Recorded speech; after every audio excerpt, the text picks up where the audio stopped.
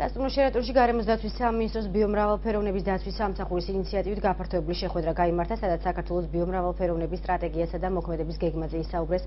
შეხვედრას აღნიშნულ სტრატეგიაზე მომუშავე ქართველი ექსპერტები და უცხოელი კონსულტანტები ესწრებოდნენ.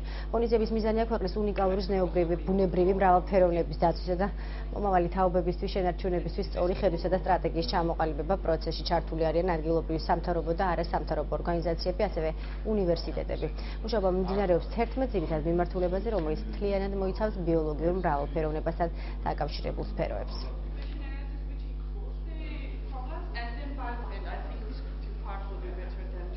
What I think is important for ბიომრავალფეროვნების სფერო ძალიან მნიშვნელოვანია საქართველოსთვის და ეს არ არის მხოლოდ გარემოს დაცვის სამინისტროს მოვალეობა.